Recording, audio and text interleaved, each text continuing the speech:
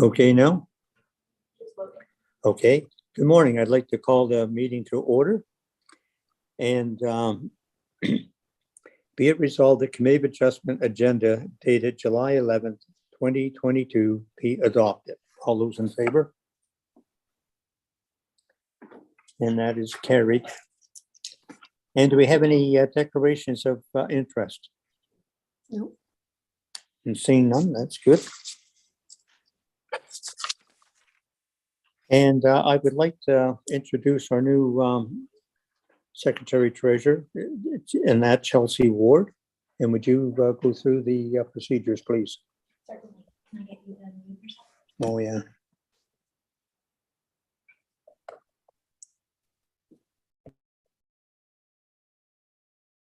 Good morning and welcome. It is a requirement that I make a few statements, then I will explain the procedures of the hearing. This electronic hearing is being held in accordance with Section 238 of the Municipal Act due to the COVID-19 pandemic. The members of the Committee of Adjustment present are Chair Alan Edwards, members Joe Quinn, and Lisa Grogan Green. I can confirm we have quorum. I can also confirm that senior staff and planning staff are present. Public input on this July 11, 2022 agenda was invited to the following email address: planning@muskokalakes.ca. It should be noted that the motions have been pre-populated with movers and seconders at random to expedite the meeting. When it is time to vote, members shall physically raise their hand until the chair has confirmed the vote. If the vote is unclear, a verbal vote shall be recorded. This is not considered a recorded vote. Now I will explain the hearing process.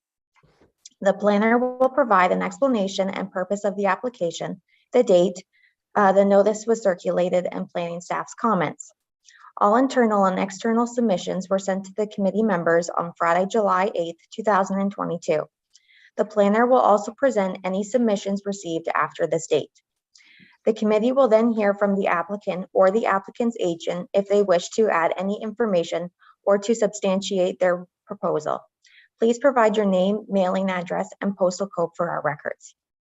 The committee will then hear from those in support of the application and those in opposition to the application. Again, please provide your name, mailing address, and postal code for our records.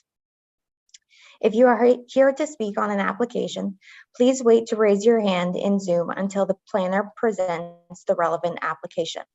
The committee will then hear from the applicant or the applicant's agent to respond to any questions or concerns that were raised.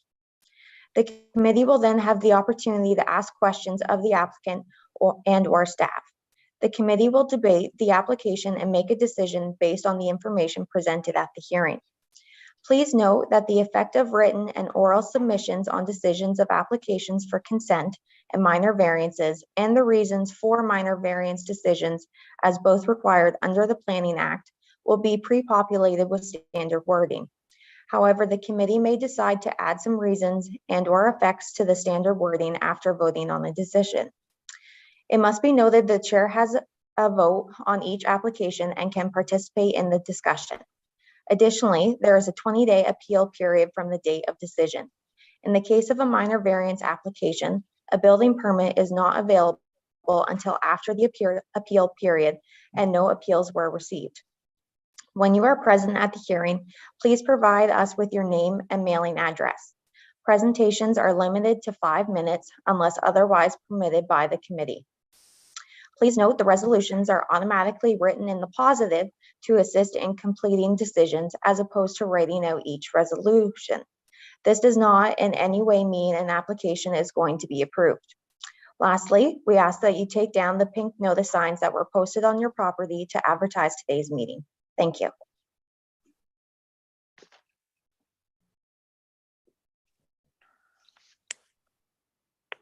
Thank you very much, Ms. Ward.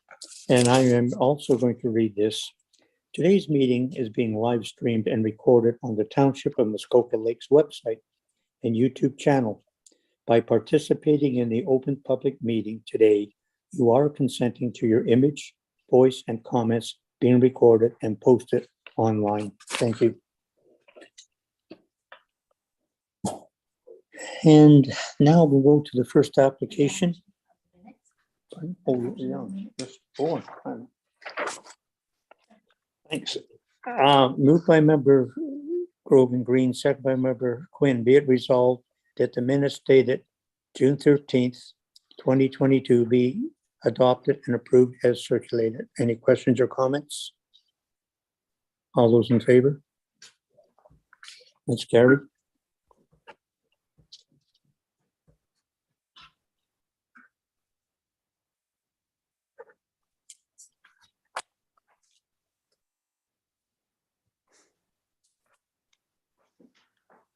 Okay, now we'll go to B0822 ML and A5422 Overbeek, and that is Mr. Sawyer. Morning. Thank you, Chair Edwards. Good morning, members of the committee and members of the public. The first applications to be heard today are consent application B0822 ML and minor variance application A5422, both in the name of Overbeek. The subject lands do not have a municipal address assigned, but are located within the urban center of Bala. I would direct committee's attention to the submitted consent sketches starting on page 42 of the agenda package. The purpose and effect of the severance application is to create one severed lot and one retained lot. The severed lot has frontage on Silver Maple Road and also abuts Muskoka Road 38, and the retained lot has frontage on Gibson Road. Both lots are vacant and zoned for residential development. The purpose and effect of the minor variance application is to grant relief from the minimum permitted setback of 660 feet from a property containing a municipal sanitary sewage disposal facility. In this case, the subject lands are within 66 feet of a district-owned property containing such a facility, and therefore a variance from the setback requirement is requested. A notice of this public hearing was circulated 17 days in advance of today's meeting in accordance with the Planning Act, and 3 comments have been received. The Township's Building Division has advised they have no concerns. The Township's Public Works staff have advised that the width of the Silver Maple Road road allowance is deficient and have requested that a condition of consent require conveyance of a portion of the severed lot to the Township for the purposes of widening the road to the standard 20-meter width. Public Works staff have also advised that approval should be conditional upon the availability of entrance permits for both the severed and retained lots. And the District of Muskoka has submitted comments stating that district staff would not be opposed to the approval of the severance application, provided committee is satisfied that noise and vibration impacts related to an adjacent Canadian Pacific Railway corridor have been adequately addressed. District staff have also advised that entrance permits will not be available from Muskoka Road 38, and therefore the entrance for the severed lot will be required to be from Silver Maple Road. And the district's letter is also advised that the district's engineering and public works department has no concerns with the proximity of the subject lands to the property containing the sanitary sewage disposal facility. A detailed staff report has been prepared for committee's consideration.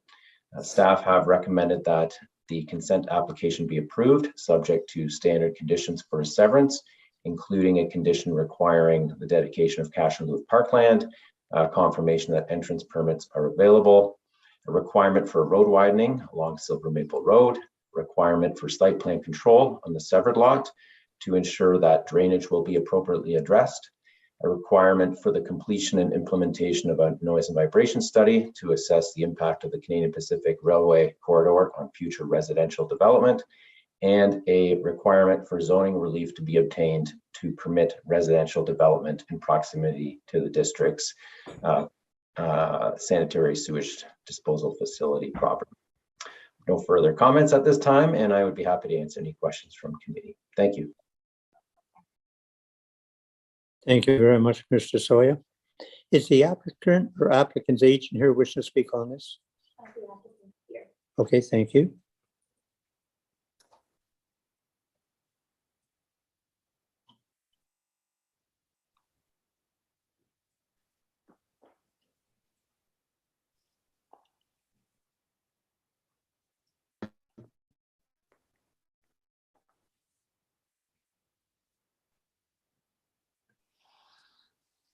Hi there. I don't really have any words to much stated already in terms of we just wish to sever lot fronting on Silver Maple Road from the parcel contained by the 2 roads, Gibson Road and Silver Maple. Okay, and just for the record, could we have your name, address, and postal code, please? Sure, it's Jeff Overbeek, box 808, Bala, Ontario, P0C1A0. Okay, thank you very much. Okay, is there anyone else here wishing to speak in support of this or opposition? No? Other questions from the members? None?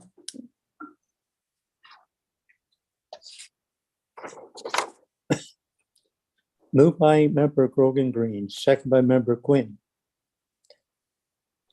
Be it resolved that consent be granted for application A0822 ML Overbeek, provided the following conditions are fulfilled.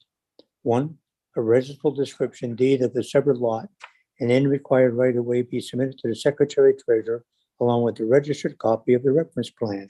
2, that cash in lieu of parkland be dedicated to the township in the amount of 5% of the assessed value of the newly created severed lot or the entire lands, whichever is less.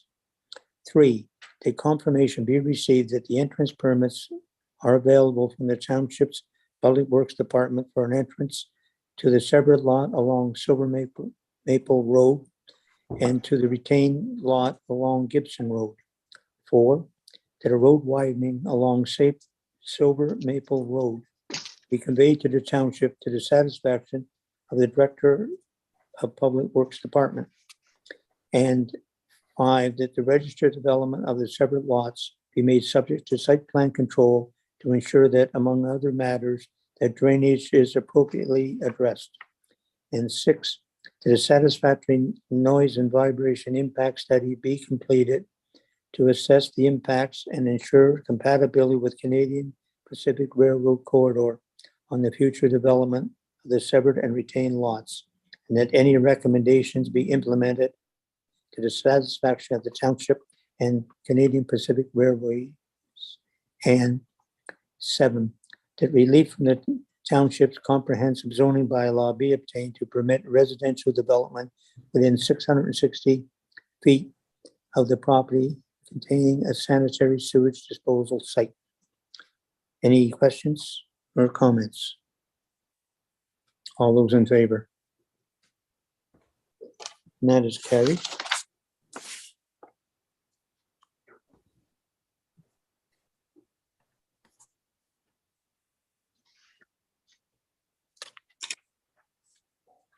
And then we have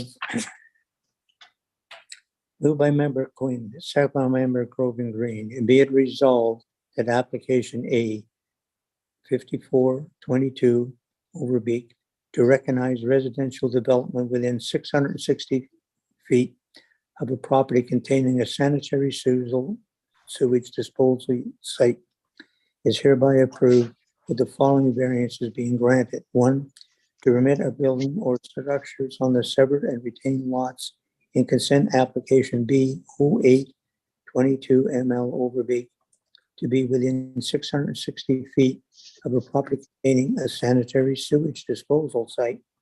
This variance is granted as shown on a plan attached to the notice of decision. This approval shall remain in effect for 3 years from the date of decision.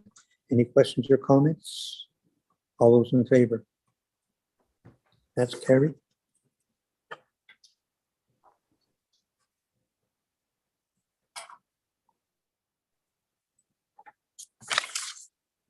Okay. And the next application is B 0622 ML, and that is 410928 Ontario Limited. And that is Ms. Walker. Good morning, Chair, Edwards, and members of committee. The next application to be heard is consent application B/06/22 ML in the name of 410928 Ontario Limited. No civic address has been assigned to the subject lands. I would direct committee's attention to the submitted consent sketch on page 56 of the agenda package. The purpose and effect of the application is summarized as follows. Consent application B/06/22 ML has been made to grant a right-of-way over part of the property owned by 410928 Ontario Limited in favor of the benefiting lot. A portion of the proposed right-of-way contains an existing driveway, and a new driveway is proposed over the remaining portion of the proposed right-of-way. Notice of this public hearing under the Planning Act was circulated 20 days in advance, and 7 submissions have been received to date. Comments have been received by Sandy Boss from the Township Building Inspector, Nick Snyder, the Township's Chief Building Official, Tim Sopko, the Township's Public Works Technician, and the District of Muskoka. These comments were circulated to committee prior to today's meeting and can be read at full at the request of committee. After the circulation of comments, 3 letters of objection were also received. The first letter is from Chris Bissett, counsel to Jean Bissett, neighboring property owners. The submission is as follows. I am the lawyer representing an adjacent landowner to the 410928 property, Jean Bissett at number 5 Christie Point Road, shown on the map and the attached to this matter. Mrs. Bissett has owned a cottage on Lake Joseph adjacent to the adjacent applicant's lands for over 45 years, since 1976. This matter concerns a severance request to create a right-of-way for the Barry Buckley property on Lake Joseph across the 410928 lands. The same company also controlled by Barry Buckley to Hamill's Point Road. My client has reviewed the application and the planning report and the other documents publicly tabled in support of the application. I inquired and was advised that there are no other materials in the planning department file.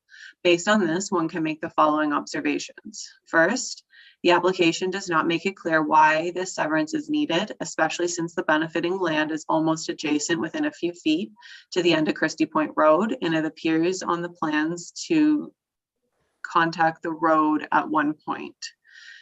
If there is an existing road which reaches within a few feet of the benefiting property, which could provide access without the need of a new right-of-way.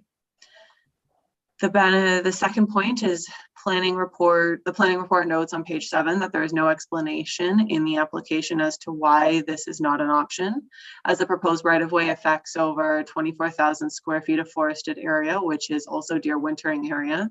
The question of less intrusive alternatives is an important question not addressed by the application. It is also not clear why such a wide right-of-way should be required for a driveway to a property if it is used to construct a single family dwelling cottage.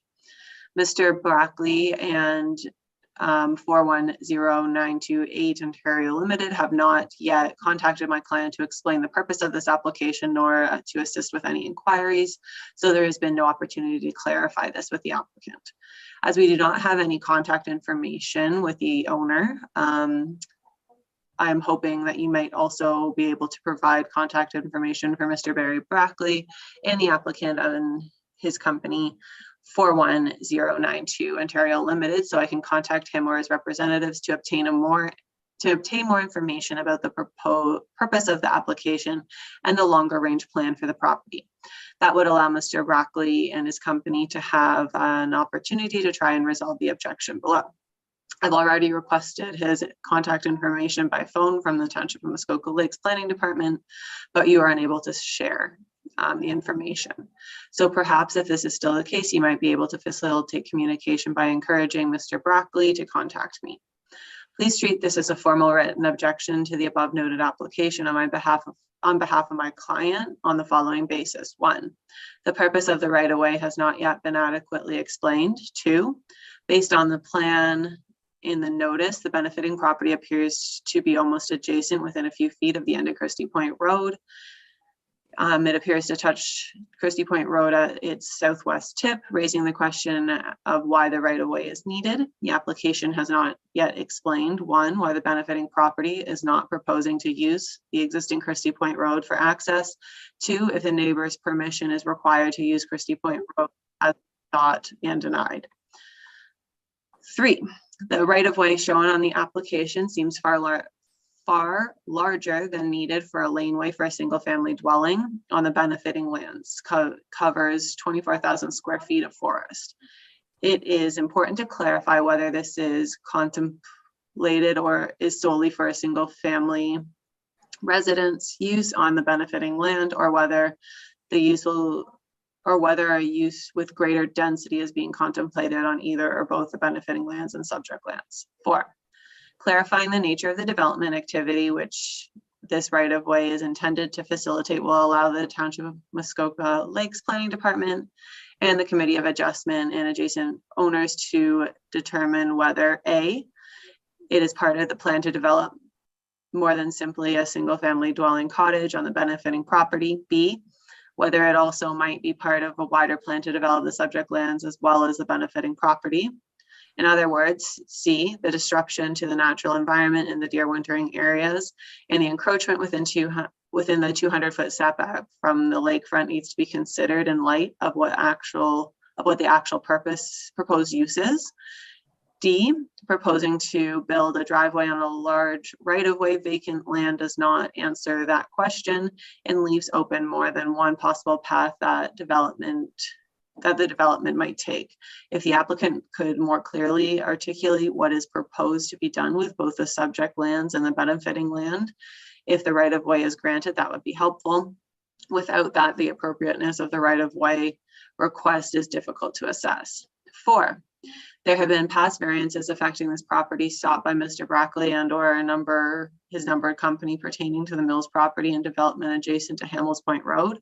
My client is seeking assurance that the present application is solely to create a road access for benefiting lands to be developed as a single-family cottage consistent with the existing neighborhood, and not in furtherance of a broader development plan for the subject property or the benefiting property that is not disclosed in the application, which might be pursued via subsequent applications. The application does not yet make this point clear. An application to the Committee of Adjustment better assists the Committee of Adjustment in the planning department and the adjacent owners if it makes it clear the underlying purpose of the variance sought. Disclosure through incremental applications would make the planning process more difficult to manage. If the applicant can dispel that concern, that would be very helpful. 6, there has not yet been consultation with my client and an adjacent landowner to the subject property to date. My client is as a result unclear about the overarching purpose of this minor variance request and the longer term plans for the subject property and the benefiting property. 7, the planning department report notes on page 6 the applicant's property is a forested deer wintering area that has been undeveloped since my client first acquired one of the adjacent properties nearly 50 years ago in 1976. If the present application is part of any larger plan to change that, it would be helpful for the applicant and Mr. Brackley to explain what is contemplated so the adjacent landowners can be informed about what the future of the land is and determine whether they support or object to the plans. If it is merely a modest driveway to facilitate the possibility of construction by Mr. Brackley or someone who buys the lot from him of the road access for a single family dwelling on the benefiting lands, this is of less concern on all accounts. My client suggests that the matter be adjourned to the next Committee of Adjustment hearing and that the applicant and Mr. Brackley be encouraged to contact me to assist my client with the above concerns in order to see if the parties can reach a consensual resolution of the objections. Mr. Brackley and my client have been neighbors for decades without any difficulties between them, so there is reason to believe consultation will assist. It may turn out that what is contemplated is completely unobjectable once it is explained. If it is truly a driveway for a single family dwelling on the benefiting lands and nothing else, or simply to create a saleable lot for someone else to build one, then it is of far less concern on all accounts than if it is something more. I may not be able to attend the hearing due to a scheduling conflict I'm trying to resolve, but my non-attendance should not be taken as a withdrawal of this objection. Please treat the objection as outstanding whether or not I am able to attend. Please also treat this as a formal request to the Secretary of the Township of Muskoka Lakes Committee of Adjustment for the notice of decision on this application. Please forward this to the Secretary Treasurer of the Township of Muskoka Lakes Committee of Adjustment as soon as possible in advance of the July 11th Committee of Adjustment meeting, as I do not have an email address for the Secretary or the chair members. Thanks, Chris Bissett. The second letter of objection is from Lindsay Hansen / Christie, area property owner. The submission is as follows. I am a member of the Christie family, which has been occupying the property adjacent to the Brackley lands for 122 years. Needless to say, we are all extremely committed to Muskoka and all it offers, with deep emotional attachments. I understand that sadly development seems to be inevitable everywhere, and Muskoka is no exception. However, the ecology of the area is so special that I can't help but speak up. The road easement that is being requested would cut through woodsy environment that is home to various wildlife. In particular, there is a bird called hermit thrush that nests on the ground in the woods in question. This bird is considered to have the most beautiful song of any bird. I can't imagine our property without that song. I feel certain it would be driven from its nesting sites as soon as the road construction would begin. The same is true of the moringsters that nest along the unbroken shoreline. Our cottage that sits on the property line is very old and very fragile. I'm worried about the results of the vibration from road construction damaging its structure. Of course, the purpose of this road is another major concern. I realize this request is about a road, not the cottage that will follow, but it goes hand in hand. Our little cottage has a dining room on an outdoor porch that faces directly towards the only spots where a cottage could be built. That would have a seriously negative effect upon us. Thank you for reading my concerns and considering the immense impact this plan would have on an entire 50+ members of the Christie family and the environment. Sincerely, Lindsay Hansen / Christie. The third letter of objection is from Rachel Kimbrough, area property owner. The submission is as follows. To whom it may concern, I'm writing to express my concern about the proposed right-of-way on file B/06/22ML. My name is Rachel Kimbrough. I am partial owner of the adjacent property that has been in my family, the Christies, for over 100 years. Excuse me. My concern for this proposal are that negative environmental impacts of the road will allow for in terms of future development. Aside from our historical boathouse, Christie Point offers a stretch of uninterrupted shoreline adjacent to the land of the proposed right-of-way. Several birds and animals in danger have been observed in this area, such as the ribbon snake, the hermit thrush, red woodpecker, and other animals on the list of endangered species for the Muskoka region. Thank you for taking my concerns into consideration. Staff have prepared a detailed report for committee's consideration, have no objection. Subject to the recommended conditions of consent, if committee is considering approval, staff recommend the following conditions. 1, that a registerable description of the severed lands and right-of-way be submitted to the Secretary Treasurer along with a registered copy of the reference plan. 2, that a satisfactory scoped environmental impact assessment be completed by a qualified environmental professional and implemented to the satisfaction of the township. 3, that a consent agreement be entered into with the township pursuant to section 5126 of the Planning Act. Said agreement shall be registered against title of the lands wherein the owner agrees to implement any recommendations of the scoped environmental impact study. I have no further comments at this time, but I'm happy to answer any questions from committee. Thank you. Thank you very much, Ms. Walker. And is the applicant or applicant's agent here wishing to speak on this? And that'll be Mr. Fauner, I'm sure. Yes, that's correct, Mr. Chairman. Stephen Fauner, Northern Vision Planning Limited, 109 Meadow Heights Drive, Bracebridge, Ontario, P1L1A4. I'm here representing the Ontario Limited number in front of you, and the principal of that is Barry Brackley. First of all, I'd like to thank staff for their positive report. I'm hoping to address the concerns within that report, as well as some of the concerns that have been brought up just now by the neighbors. So I do have a PowerPoint presentation. If that could be put on the screen, that would be great. And I would also note that the applicants should be present as well. I'm not sure if they put their hand up, but I know they intend on speaking. So thank you. We can go to the next slide, please. Again, this is a proposed right-of-way to a vacant lot on Lake Joseph. The total length is 800 feet, although 200 feet of that is currently developed as a right-of-way, and you'll see in my first photo of that, actually. Next. This is the overall property outlined in green, so it's a fairly extensive property, roughly 25 acres in size.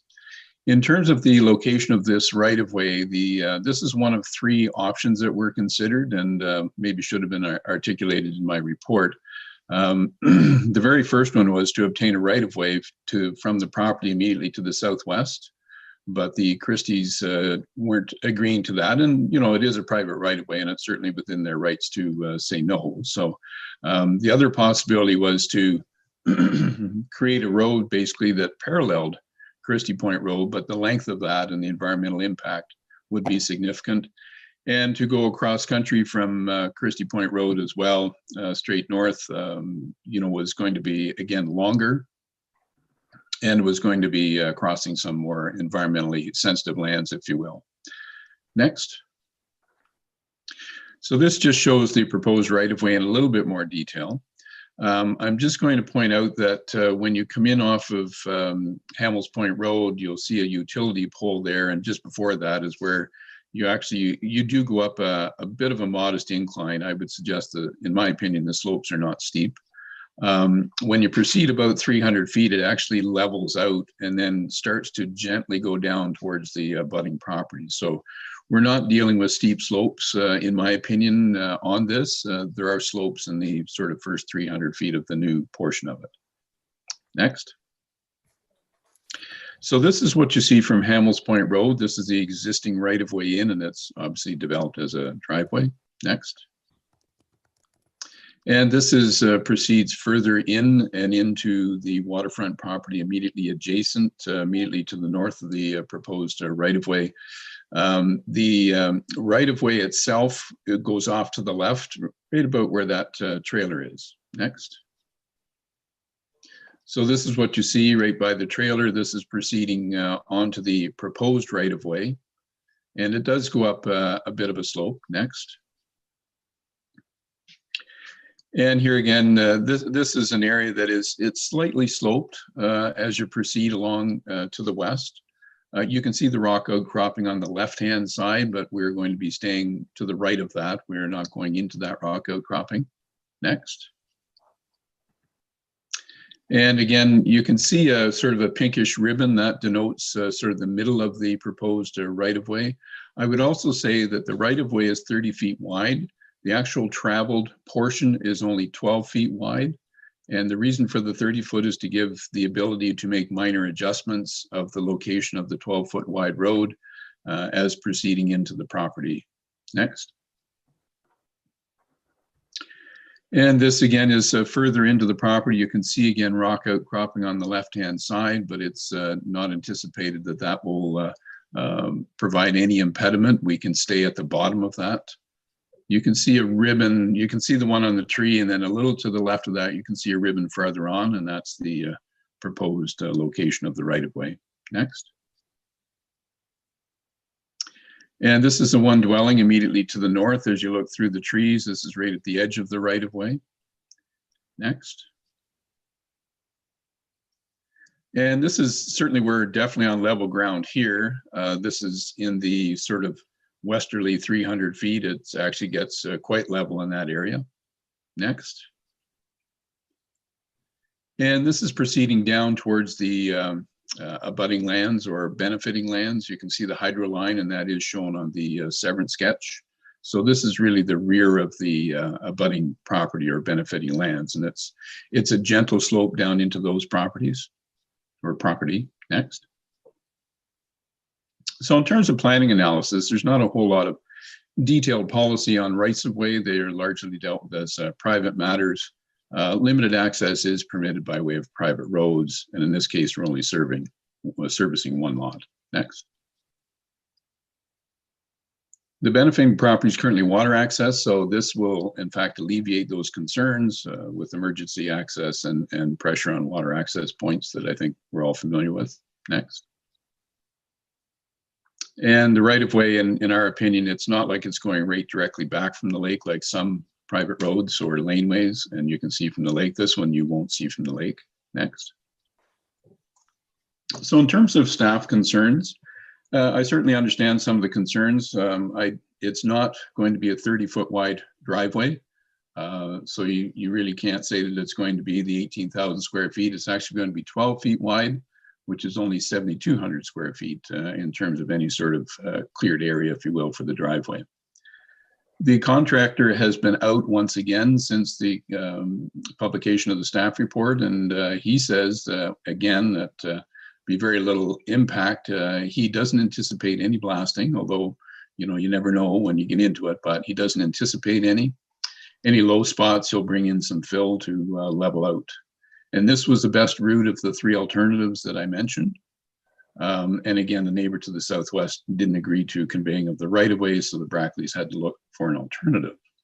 One thing I'd point out to the proposed site alteration bylaw of the township, I recognize it has not been approved, but it exempts all driveways that are beyond 66 feet from the lake, unless you go through an environmental protection EP1 zone. Next. So in terms of, excuse me, conclusions, proposed right-of-way only services one property, and it's the best alternative that was found.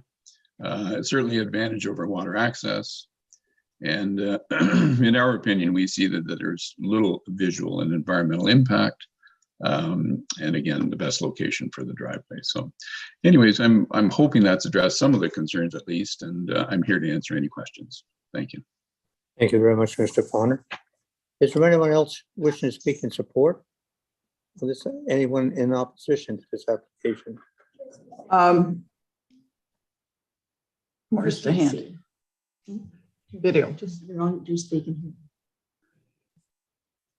Yes, I believe the applicant is here, Mr. Chair. Okay. Yes, Yeah, and we're okay. just trying to open our video. We've been sitting on the side. Okay. There we go. Lean in. Yes, I'm Janet Brackley, and Barry and I would like to address the points. Some of them. Excuse me, have your address and Oh, yes. Unit 2, 1183 Hamill's Point Road, MacTier, Ontario, P0C1HO. We just like to bring up a few points. There'll be a bit of overlap with Steve's presentation, and we'd like to rebut, if you will, the letters that came in. So first of all, Block D has been owned by the company, and it's a 26-acre parcel of land. It's been in our possession for over 70 years. So the Christies mentioned their long-standing time, and so did Bassant's.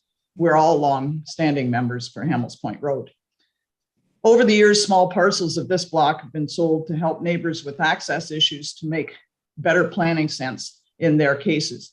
For example, at 1175 Hamill's Point Road, which is actually the access point for this right-of-way, Sheila Siegel bought a right-of-way to allow road access to be moved farther away from the shoreline when they developed that cottage lot. At 1179 Hamill's Point Road, Margaret Mills bought a parcel of the land to allow her to rebuild a very old cottage and septic farther back from the shoreline. At 1155 Hamill's Point Road, Caleb Sift bought a parcel of land to move his entrance to a safer location on Hamill's Point Road. The township approved all these applications and with no conditions because we feel they made good planning sense. The receiving lot is a vacant lot of record and has been in the family for about 70 years. A favorable consent application will change the status from water access to road access, and Steve already pointed that out. Finding a building site. The Christies made a point of saying that we could go in from the end of Christie Point Road. They have an existing driveway that goes right in from that area. We contacted them, we think it was 3 years ago, just before COVID, to see if we could buy a right-of-way over their driveway, and that would take us right to the end of the lot. They weren't interested in any kind of shared road use at all. So from their suggestion, we would have to build a secondary road right beside their driveway, which is a swampy area and would not be conducive to a road. We looked at access off the other end of Christie Point Road, but there's a lot of wetlands and it would be harder to build. The selected route was picked because it was the shortest route available to us without wetland, and the terrain, as Steve has pointed out, is relatively suitable for driveway construction in terms of Muskoka at any rate. It would also eliminate the need for another entrance off Hamill's Point Road because it's a shared right-of-way with 1175. The sites under consideration were reviewed by a survey and a road contractor in tandem, i.e. all 3 sites that we looked at, they walked and they made the suggestion for this route. We'd like to thank Ms. Walker for her report and recommendations. We understand they want a scoped environmental study, and we're a little bit surprised by that. So we'd like to know whether this is an automatic requirement for all driveways within the 200-foot watermark, or is it a discretionary decision by you, the committee, based on each case? We'd like to remind the committee that the 2022 draft site alteration and tree preservation bylaw exempts driveways, and we feel this should be considered. Ms. Walker walked the site and confirmed there are no significant environmental features such as river or wetlands on page 6, bullet 3 of her report. She also highlighted the issue about the square footage that the driveway would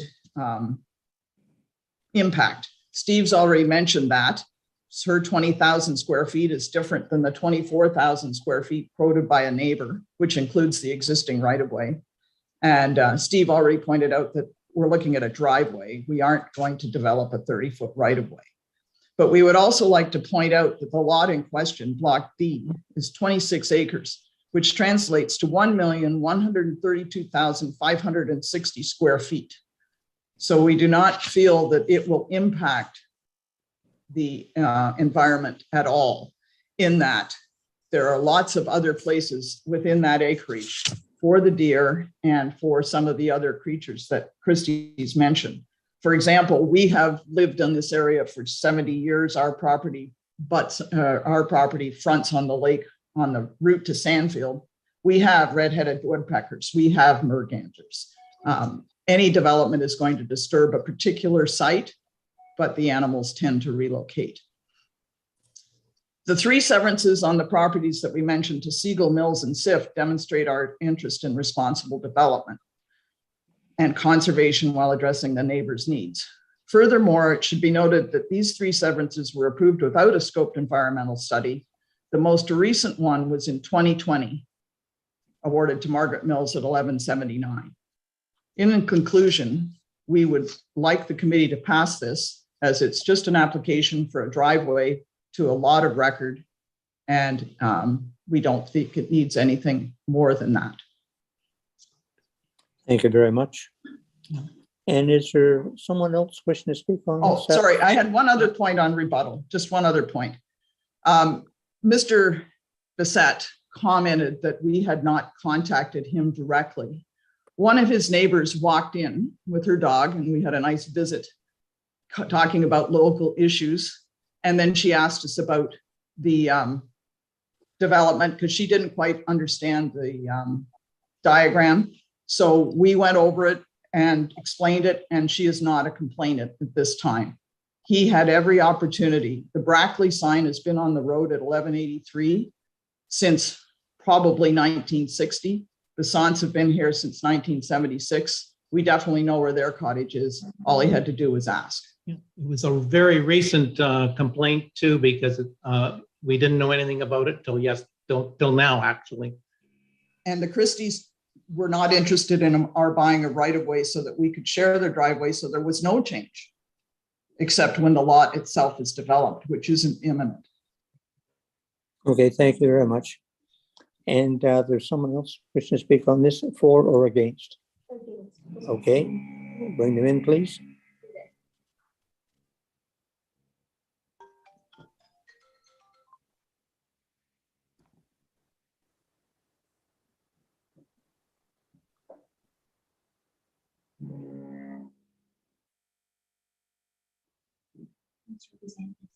Oh, is it, do I have the floor? It's Mr. Yes, I need your name, address, and postal code, please. It's Chris Besant. I'm of Gardner Roberts LLP, 22 Adelaide Street West, Suite 3600, Toronto, Ontario, M5H4E3. And can you turn your video on, if it's possible? I think so.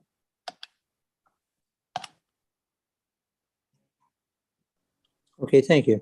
Thank you. Okay, so the planner has already read out the objection, and the commentary from the Brackleys planner and from the Brackleys was helpful in understanding one of the points, which is why Christie Point Road was not used as the alternative for access, since it would be much closer. So that's not possible if the Christies are not interested in consenting. So I understand that. The explanation that the planner made about the alternative routings, because I'm familiar with the property, I can say that also makes a lot of sense. So I understand why the route's been selected for this driveway. If there's a commitment to a driveway that's only going to be 12 feet wide, and the 30 feet of right of way is just to allow for, siting adjustments in the course of specific obstacles when you're building it. There's always surprises. I can understand that's also reasonable.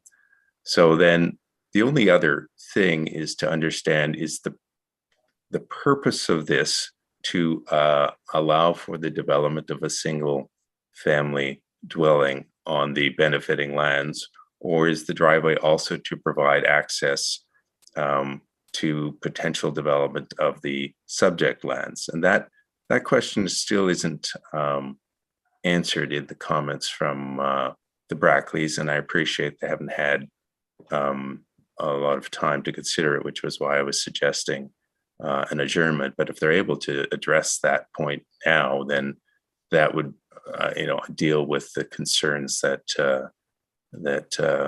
my client has, that this is not part of a sequence of developments, that it's really just about a single family dwelling, and that this is, the creating simply road access for a single family dwelling on a property that the Brackleys have owned. I can understand the logic of that. And I appreciate the Christie's concerns about disruption, and that's always a difficult balance. But to have the ability to access your road, and if this is the only way, I can understand that. If this is a single family dwelling, if this is part of a staged development of something else, that's all. We want assurance that that's not where this is going, at least at this time, is the best to the best of anybody's knowledge. So those are the comments. All right, thank you. Mr. Fawner, I will let you respond to that. Yes, thank you very much, and I appreciate the comments from Mr. Besant. Firstly, the property that's on the waterfront is zoned waterfront residential WR4, that is the benefiting lands. They are permitted to have a dwelling and a sleeping cabin are the only habitable buildings permitted, and that's like any other lot on the lake. So there's no intention to have anything further than that. They can obviously have a dock and a boathouse as well, the appropriate accessory structures, but it's for a single detached dwelling and accessory buildings. In terms of the retained lands, which is a 25-acre parcel, it's actually zoned open space OS2. There's nothing that can be built on there. They cannot build a dwelling on there. They don't have enough frontage on a year-round publicly maintained road, for one thing, on that property. So, but being zoned open space OS2, they're not allowed to actually have a dwelling or any habitable buildings on that property. Okay, thank you very much, Mr. Fawner. Are there questions from the members?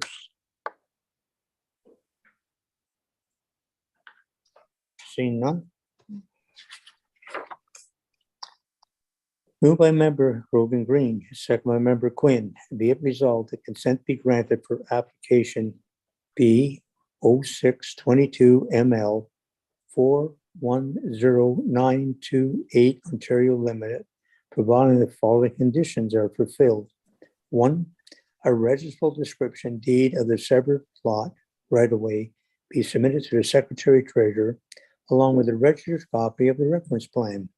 2, that a satisfactory scoped environment impact study be completed by a qualified environmental professional and implemented to the satisfaction of the township. 3, that a consent agreement be entered into with the township pursuant to section 5126 of the Planning Act. Said agreement shall be registered against the title of the lands wherein the owner agrees to implement any recommendations of the recommendation scope environmental impact study. And are there any questions or comments? All those in favor? And that is carried.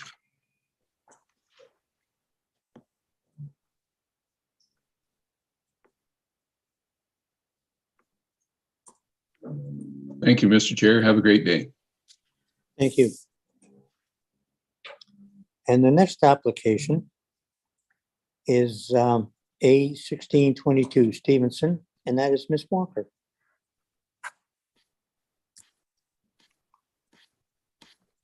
Thank you very much, Chair Edwards. The next application to be heard is minor variance application A-16/22 in the name of Stevenson. The subject property is known municipally as 2079 Muskoka Road, 118 West. I would direct committee's attention to the submitted consent sketch on page 94 of the agenda, submitted site plan on page 94 of the agenda package. The purpose and effect of the application is summarized as follows. The applicant proposes to demolish a detached garage and to construct a single-story garage. Relief is requested from section 6.1.3 of bylaw 2014-14, being the maximum lot coverage on the entire lot. The maximum permitted coverage is 2% or 2,404 square feet. The proposed coverage is 2.9% or 3,463 square feet. The variance requested is 1,059 square feet or 0.9%. Notice of this public hearing was circulated 13 days in advance of today's meeting, and 2 submissions have been received to date. Comments have been received by Tim Supko, the township's public works technician, and Nick Snyder, the township's chief building official. These comments were circulated to committee prior to today's meeting and can be read in full at the request of committee. Staff have prepared a detailed report for committee's consideration and have no objection. If committee is considering approval, staff recommend the following condition: that a satisfactory D4 study/assessment be completed by a qualified professional and any recommendations be implemented to the satisfaction of the township. I have no further comments, but I'm happy to assist committee with any questions. Thank you. Thank you very much, Ms. Walker. And we have the agent, is it? Or yes, or the owner? I'm the applicant, yes. Okay, great. Thank you very much. Sure. My name is Jeff Stevenson. My address is 2079 Muskoka Road, 118 West, Bracebridge, Ontario, postal code P1L1W8. And I've, as you heard, I've applied for this relief of lot coverage. What I would like to do is build a single-story garage. I've inherited a collection of antique and classic cars and boats from my grandfather. And I'm looking for sufficient storage options to store this collection of cars and boats that are quite near and dear to our hearts, my family's heart. We have about, there's 4 antique and classic cars and about 8 antique and classic boats, which I have currently stored kind of all scattered around in different storage units and whatnot. And I'm at a time where I can financially afford to build a garage that I can keep them all in one spot under closed storage. A lot of the boats are stored outside currently, and they get wrapped during the winter, which can lead to mice and raccoons getting in and causing quite a bit of damage, which has already occurred. And so, yeah, I'm hoping to build a garage which will sufficiently store all of these vehicles. Okay, is that all you'd like to say? I believe so, yes. Good, okay, thank you very much. Is there anyone else wishing to speak in support of this application? Anyone in opposition? Okay, are there questions from the members?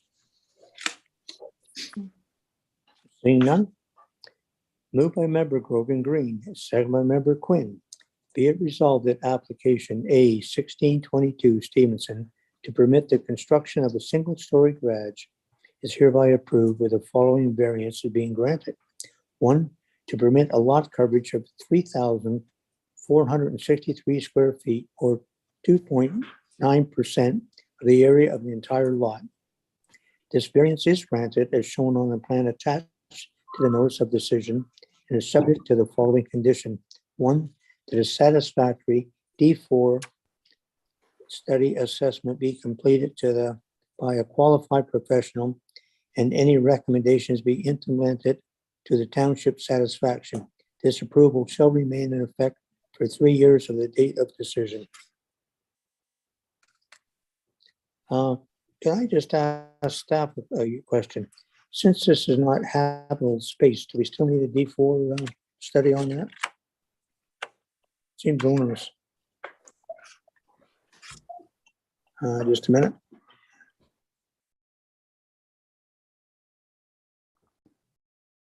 Good morning, committee, and good morning, Mr. Stevenson. Thank you, Chair Edwards. It's a great question. We have considered that. We've determined that the garage would not be exempt from the ministry's D4 guideline, given that it's enclosed space, and therefore, I think part of the intent, so some buildings can be excluded if they're open air buildings, such as say a carport. There's no possibility or concerns associated with the entrapment of dangerous gases such as methane in that type of structure. But in this case, it is an enclosed building, and we just want to make sure that we're covering off all bases to look out for Mr. Stevenson and his family and any future owners. Thank you.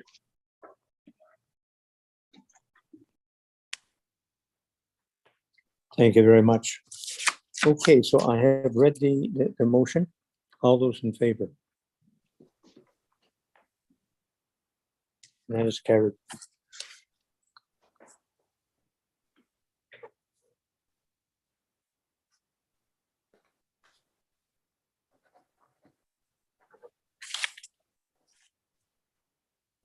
Thank you very much. You're welcome, sir. And enjoy all your antique boats. Thank you. And the next application is A1822 Fansworth, and that is Ms. Darling. Good morning, and thank you, Chair Edwards. The next application to be heard is minor variance application A18/22 in the name of Farnsworth. The subject property is known municipally as 1108 Cohen Park Road. I would like to direct committee's attention to the submitted site plan and drawings on page 110 to 115 of the agenda package. The purpose and effect of the application is summarized as follows. The applicants propose to demolish existing sun decks and construct a one-story addition and a sun deck addition. Relief is requested from the minimum lot of record requirements of 15,000 square feet. The subject property has 11,710 square feet. The variance will permit the dwelling and sun deck additions on an undersized lot and will not deem this lot a building lot. Relief is also requested from the minimum front yard setback requirement for a dwelling of 50 feet. The proposed dwelling addition will be 23 feet from the high water mark, and the variance requested is 27 feet.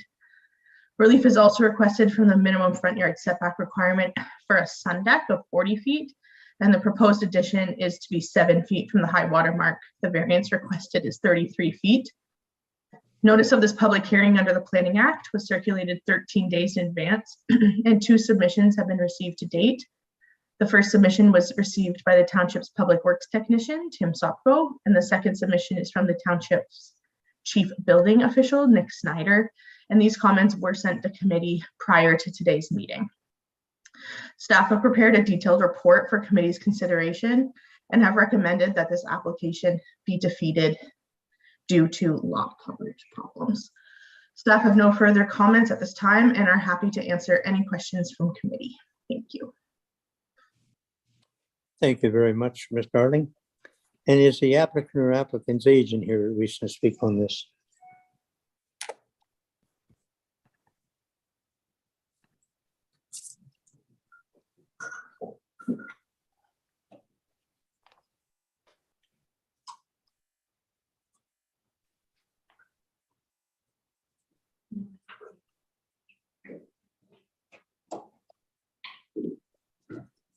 Is he up? No one's here to speak on this? Okay.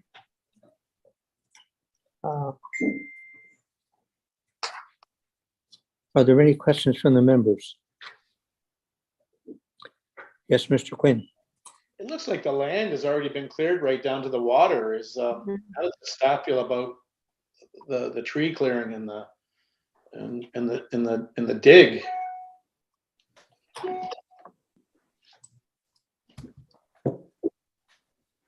Through you, Chair. They took out their building. So that's mostly what that hole in the ground was. It used to be where their dwelling was. But they didn't have the garage on their site plan at the time, so we were unaware that there was a dwelling and a garage when the application was brought forward. So.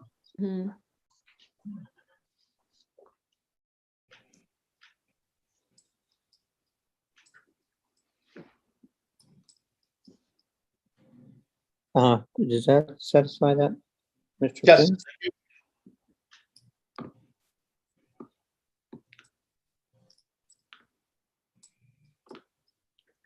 Okay, so the planning department have requested this be defeated. Now, if there's any more questions, I will read the motion. Moved by member Quinn, second by member Groveland Green. Be it resolved that application A 1822 Farnsworth to permit the construction of a one-story dwelling addition and a sun deck addition is hereby approved with the following variances being granted. One, to permit a dwelling and sun deck additions on an undersized lot. Two, to permit a dwelling addition to be set back 23 feet from the high water mark. And three, to permit a sun deck addition to be 7 feet from the high water mark. These variances are granted as shown on a plan notice of decision. This approval shall remain in effect for 3 years from the date of decision. Any questions or comments? So if you're voting against this, it'll be the second one. So all those in favor? All those against? That is carried.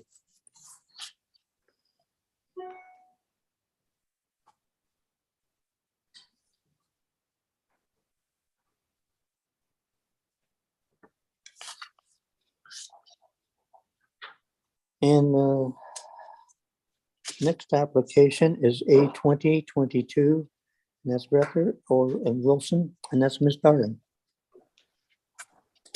Thank you, Chair Edwards. The next application to be heard is minor variance application A 2022 in the name of Brecker and Wilson. The subject property is known municipally as 4-R48 Island Beacon. I would direct committee's attention to the submitted site plan and drawings on page 132 to 138 of the agenda package. The purpose and effect of the application is summarized as follows. The applicants propose to construct a one-story dwelling addition and a sun deck addition. Relief is requested from the minimum front yard setback of 50 feet for a dwelling, and the dwelling addition is proposed to be 15.5 feet from the high water mark. The variance requested is 34.5 feet. Relief is also requested from the minimum front yard setback requirement of 40 feet for a sun deck. The proposed sun deck addition is to be 7.5 feet from the high water mark. The variance requested is 32.5 feet. Notice of this public hearing under the Planning Act was circulated 14 days in advance, and 3 submissions have been received to date. Submissions were received from the Township's Public Works Technician, Tim Sopko, the Township's Chief Building Official, Nick Snyder, and 1 letter of support was submitted by Mary Fraser, an area neighbor, and these comments were circulated prior to today's meeting. Staff have prepared a detailed report for committee's consideration and have recommended that the application be approved subject to the recommended condition. Staff have no further comments at this time and are happy to answer any questions from committee. Thank you.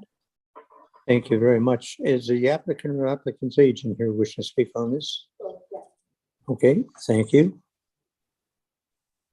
Good morning, Mr. Chair, members of the committee. My name is Terry Martino with Grenweiss Architect and Associates. We are the agent for the owners. My address is 341 Kerr Street, Oakville, L6K 3B7. Okay, go ahead. I would like to thank Kristen for her presentation.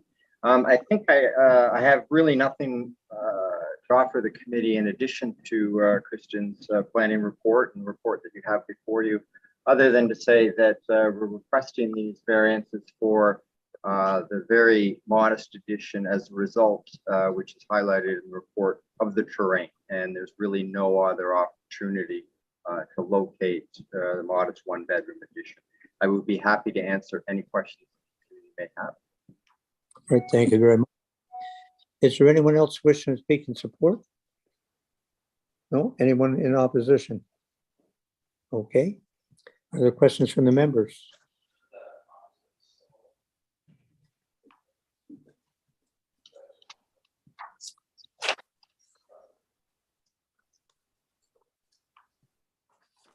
None.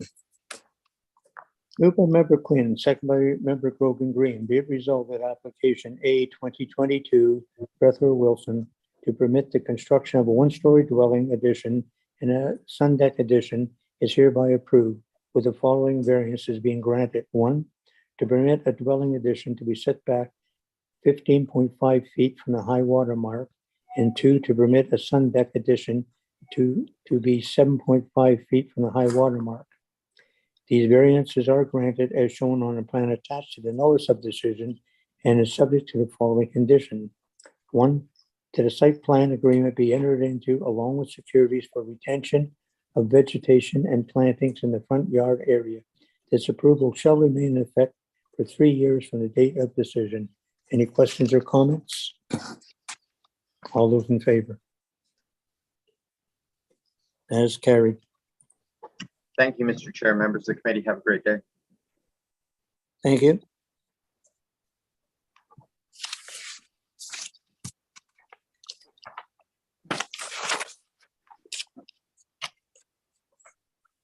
Next applicant is A 2122, Exeter Inc. And that's Ms. Darling. Yes, go ahead. Thank you, Chair Edwards. The next application to be heard is minor variance application A 2122 in the name of Eckler 8 Inc. The subject property is known municipally as 1105 Long Lake Road. I would direct committee's attention to the submitted site plan and drawings on page 155 to 162 of the agenda package. The applicants propose to demolish an existing dwelling, 3 sheds, and construct and enlarge a single-story dwelling with a walkout basement for storage, stairs and landings, to reconstruct a sun deck and stairs, and to construct a sleeping cabin addition and a detached garage. Relief is requested for the minimum front yard setback of 50 feet for a dwelling. The proposed dwelling is 26 feet from the high water mark, and the variance requested is 24 feet.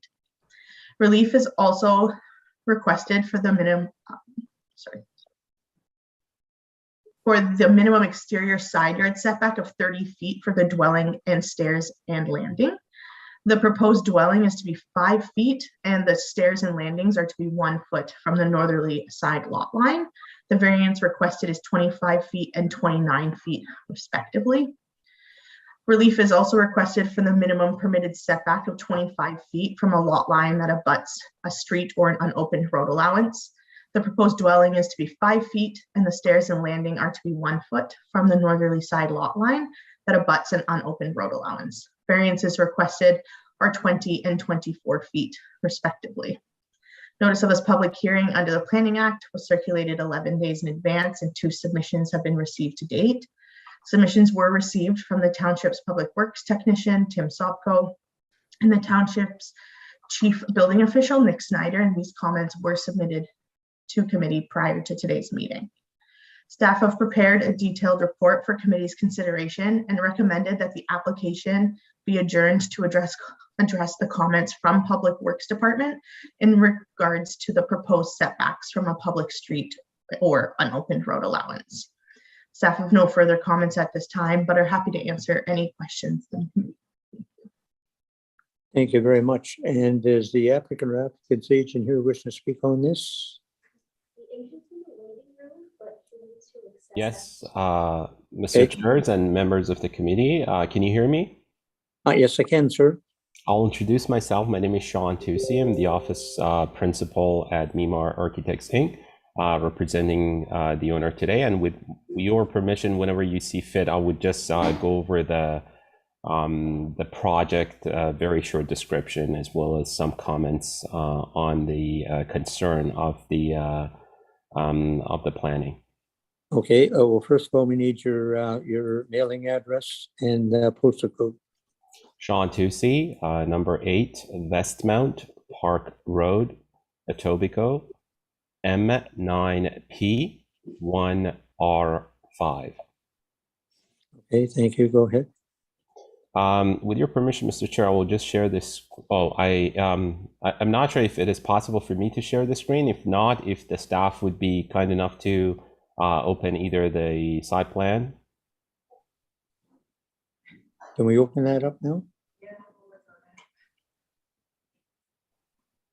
And if it is possible that I could share, then I could share as well, but it's not possible.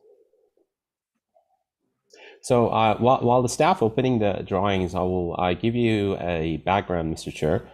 So this is almost all of the variances as a result of existing conditions, and we have actually made them even better. So what we have on the side of the existing house is a worse than what we are proposing. So and this very clearly in the Planning Act supports this when we are improving the existing condition, and most of the concerns is around the side yard setback.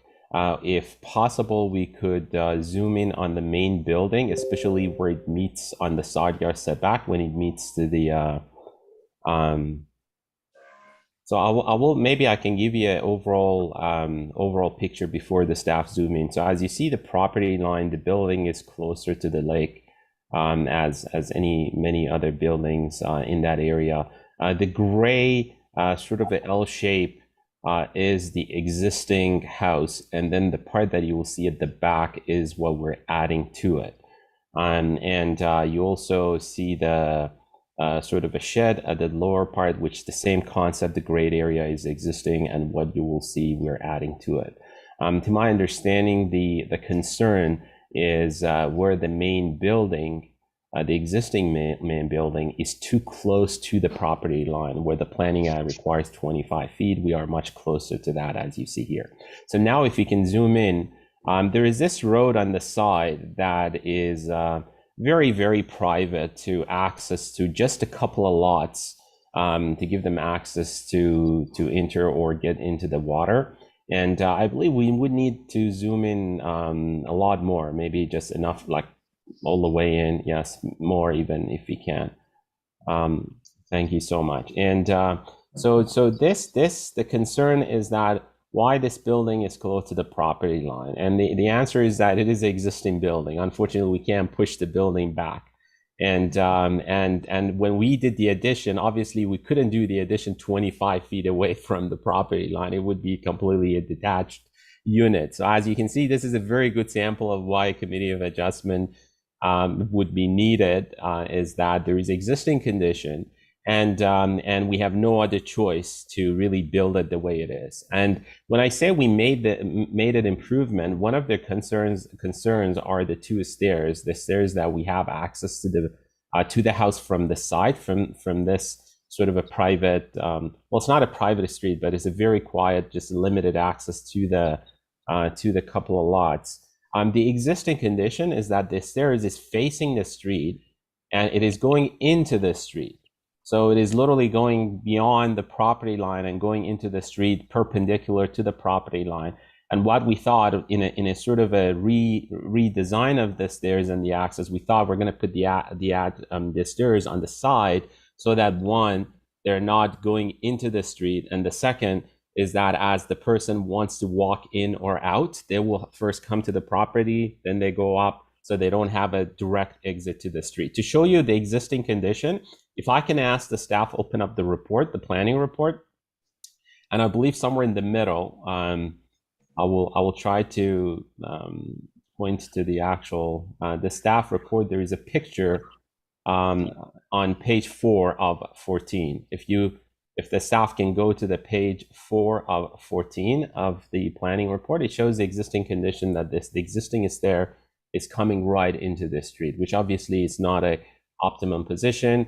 And again, we're improving the situation. I think that's a sort of important picture, Mr. Chair, to give a perspective of what the existing condition is and what we're doing and that seems to be the, yes, yeah. So this is good. Yeah, the lower one, figure number 4. Yeah, so this is the line, the red line you will see is the property line. The building, as you see, is the existing building. And then we will have the stairs, the car and the stairs are crossing the property line. You see that there is some sort of a stair at the back that is staying as is. And then this one, we're literally, like, let's say we keep the landing, we're just moving the stairs so that it's facing the side, so it is not coming outside the property line. So really, as you can see, the reason for these variances are really technical. We believe they're fairly minor, and we believe they meet the 4 tests, and it's sort of out of necessity. There's no other way, and that we could really rearrange these to comply with the bylaw. And the only thing we could do was to really make them better from what they are. With that said, I believe this meets the 4 tests of the bylaw, and we respectfully request your approval. Any question, I would be happy to answer. Okay, thank you. Well, first of all, I will ask, is there anyone else here wishing to speak in support of this application?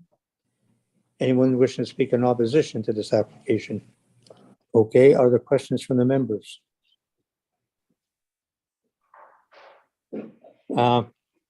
It was mentioned in the report to set this aside, to adjourn it. And that might be the best way you can meet with the Public Works on this.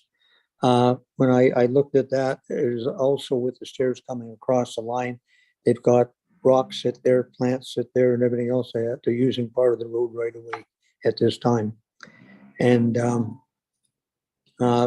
what do the committee think? Should it be adjourned, or would you like to address it now? No, I think it should be adjourned. Okay, same thing. So, sir, we're going to adjourn this. You can meet with the planning department and Public Works and see what you can work out. Rather than us turning it down, then you'd have to put another application fee in at this time. Okay? Thank you, Mr. Chair. Okay, thank you. And can I, is there any specific recommendation or changes that the committee, for example, through you, Mr. Chair, Member Queen, or would like to see? Like, I'm just thinking, what is alternative? Like, there's, I don't know, how can we make it better? Like, we can't shift the building, right? Like, no. A couple of feet. What else can we do? Like this? I see the variances are very, very big, so they're not minor in nature. So I have to refer back to staff to get them to get a better understanding after dealing with the Public Works, because it's bigger than a minor variance, and for me to support it, I'm going to have some more reports from the staff. Is there any way you could remove those doorways? I don't know, looking at the floor plan and exit the other side. I don't know, but that's one thing. But meet with planning staff and Public Works, and I'm sure they'll be glad to assist you in any way they can. Thank you, okay? Mr. Chair. Thank you. And I think at this time, we'll just take a 5-minute comfort break.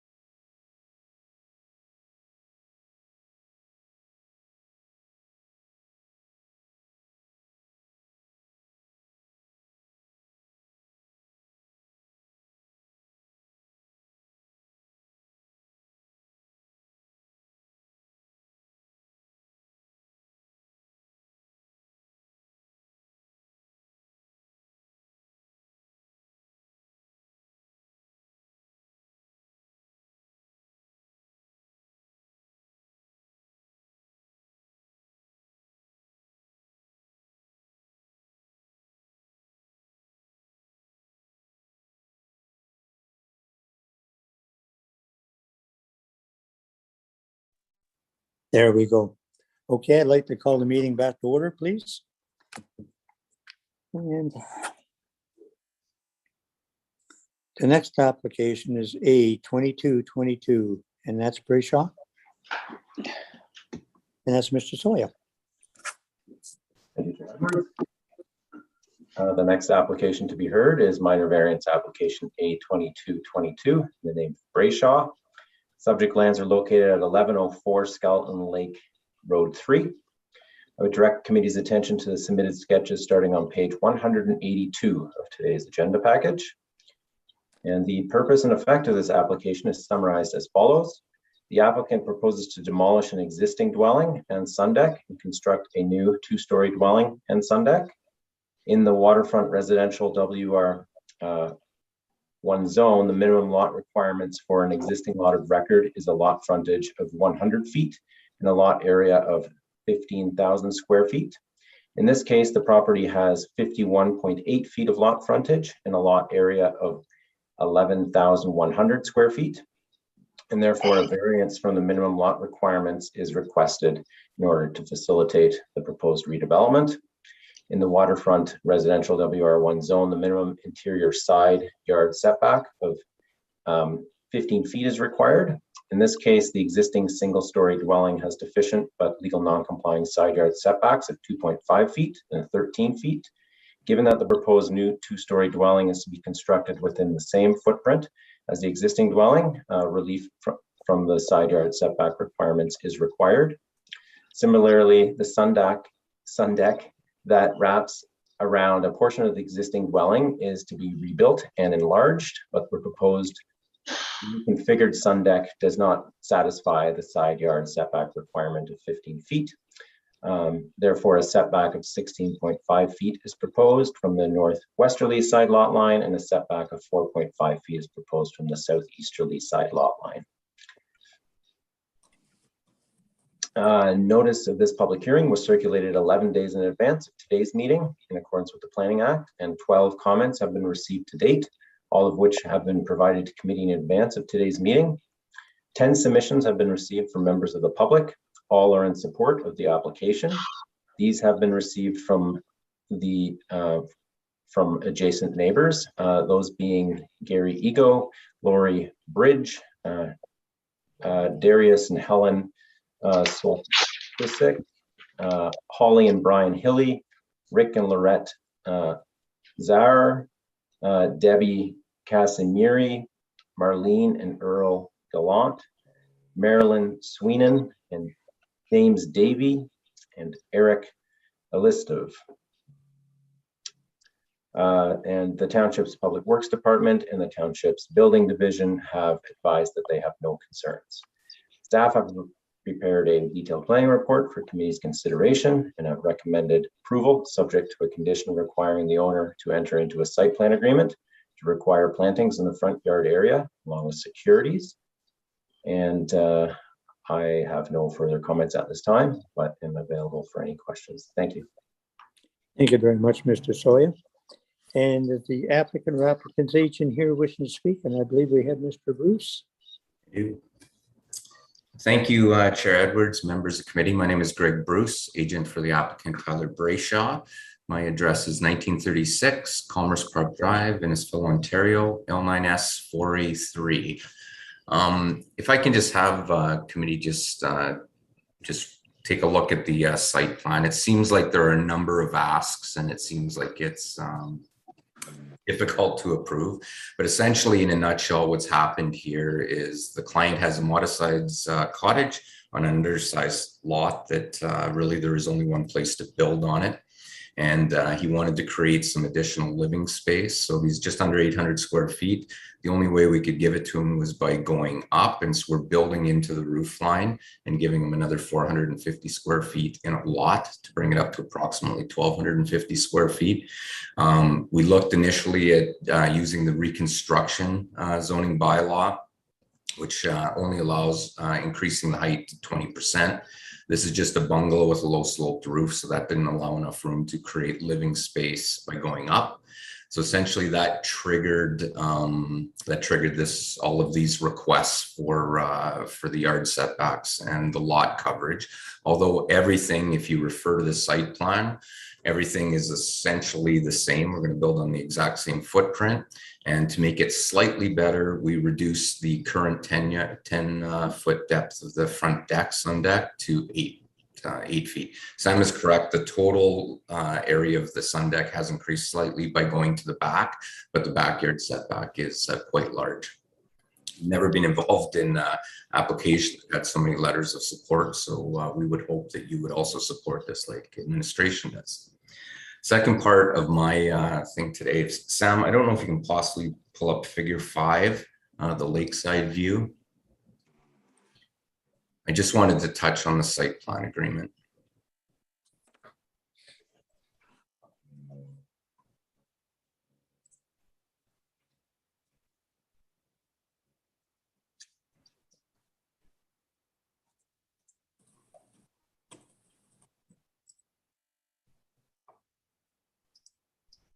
Yeah, thanks, Sam. So what we would respectfully request, and we understand administration is we're suggesting approval based on a site plan agreement. We respectfully request that possibly the committee consider removing the staff recommendation for the site plan approval requirement for the following reasons. We certainly understand the intent of site plan approval, for enhancing lakeside views and for runoff remediation with plantings. And the Brayshaws do intend to plant some trees and shrubs in front, but albeit not to the extent that site plan agreements typically require, where the entire shoreline buffer needs to be covered. In this case, we're probably looking at about 50 trees, shrubs, and grasses that would have to be planted in front. So they do intend to plant things, but site plan agreements can be somewhat intrusive, I guess. There is draw attention to the tree line there all around the properties, albeit not directly in front. There is an extensive tree line. The new building will be below the height of the existing trees. There is lots of vegetation behind the properties and beside all the existing, including the neighbors. The undersized lot really limits, and it's very sloped. If you look at the pictures and the rest of the application, it really only permits a children's play area at the front. And you can see all the neighbors that did support this application, they all use that front area as a gathering and play place. I see the neighbors have a swing set there.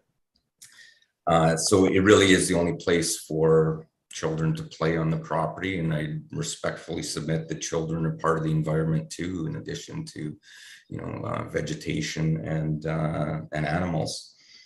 And the last little bit of it is a bit of a selfish ask. We intended to construct this building starting this fall and build it over the winter so there's minimum disruption to the neighbors. We all understand how overloaded the planning departments are and committees and the administration, and the length of time it takes for a site plan approval would really push this construction into the summer of next year. So that's also part of the reason for this request. But just know that as part of the redevelopment of this property, the Brayshaws do intend to landscape it and do intend to add more vegetation to the front. We're just hoping that you may consider, based on this view and how the neighbors use the property, and the only flat usable space is at the lakeside, that you may reconsider that recommendation. Okay, thank you very much. Is there anyone else wishing to speak in support of this? Anyone in opposition? Okay, thank you. Other questions from the members?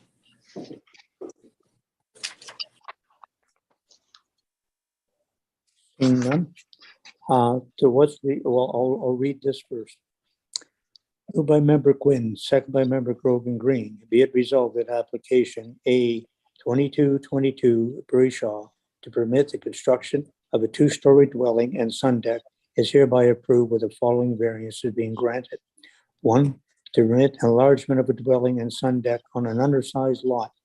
2, to permit a dwelling to be set back 2.5 feet from the northwest interior side lot line and 13 feet from the southeastern interior side lot line, and 3, to permit a sun deck to be 8.5 feet from the northwest interior side lot line and to be set back 4.5 feet from the southeast interior side lot line. These variances are granted, shown on the plan attached to the notice of decision, is hereby subject to the following condition. 1, that a satisfactory site plan agreement be entered into along with securities to require plantings. This approval shall remain in effect for 3 years from the date of decision. Are there any questions or comments on that? As far as the site plan control, that is basically open area. And I would not be waiving that myself, but what do the other members believe? I agree. It's a very small lot. It's undersized, and we might need staff's expertise and help to make this so that it's good for our environment and palatable. So that's the only way I would approve this, is if we leave the site plan approval in place. So it looks like it's staying in, sir. Okay. All those in favor? That is granted. Thank you.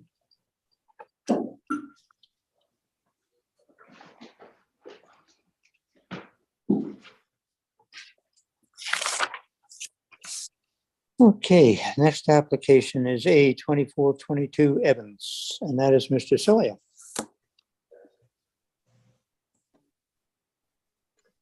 Thank you, Chair Edwards.